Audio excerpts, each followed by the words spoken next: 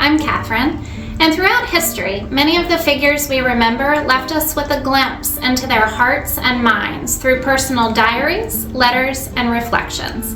But to truly understand the lives of others, we must often dig deeper, sifting through official reports, court records, and passing mentions hidden within forgotten pages.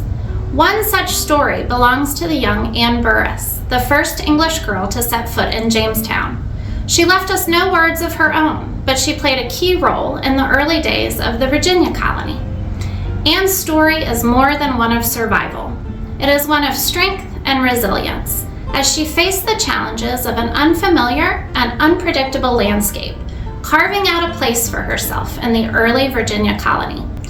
Like many girls from common families in 17th century England, 14-year-old Anne Burras began her work life as a personal maidservant in the household of the Forrest family. Girls from families and households that could not afford dowries for marriage often left their father's households and began their work life to earn that money necessary for their dowry. When Mistress Forrest left England aboard the ship Mary and Margaret, Anne had little choice but to accompany her employer. They were the first two English women to arrive in Jamestown as part of the second supply in the fall of 1608, which brought 70 new colonists to Virginia. Captain John Smith reported their arrival. Mistress Forrest quickly disappeared from the historical record. If she had returned to England, Anne would have likely gone with her. However, John Smith noted that by the end of the year, Anne not only remained in Virginia, but had married original colonist and laborer John Leyden.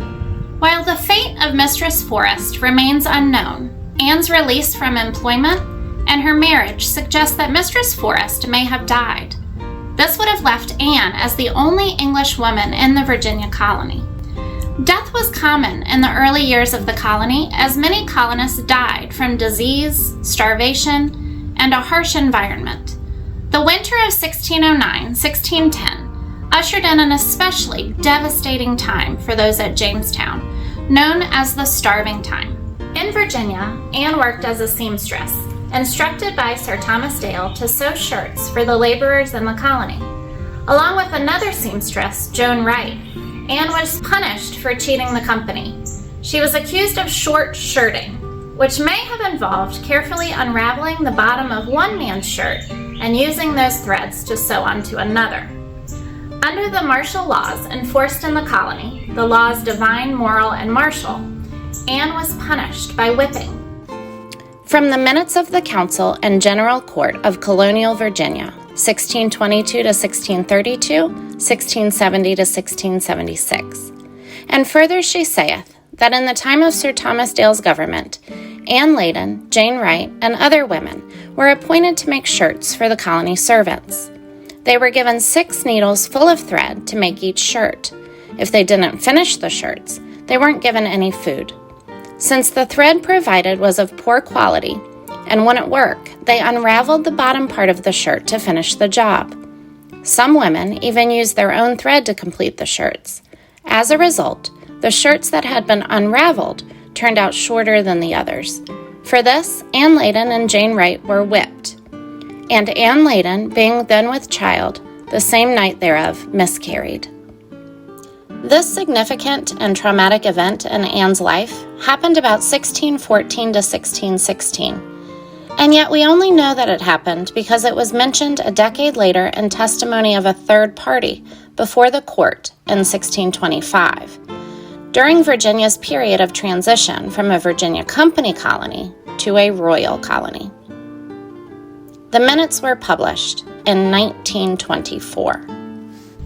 As the English population expanded into more indigenous territory, tensions increased.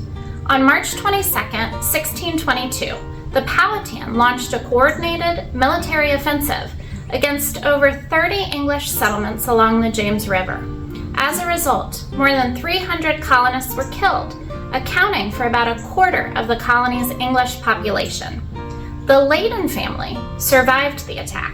A census of 1624-25 lists Anne and John Leyden living and owning property in Elizabeth City, which is modern-day Hampton, Virginia, with their 4 Virginia-born daughters. Anne and John were considered ancient planters and thus would have been offered land grants by the Virginia Company.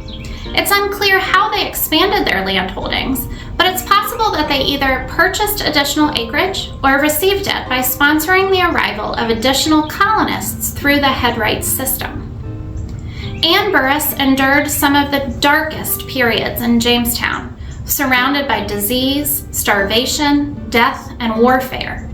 Despite many hardships, she went on to grow a family and play an important role in the survival and growth of the Virginia colony.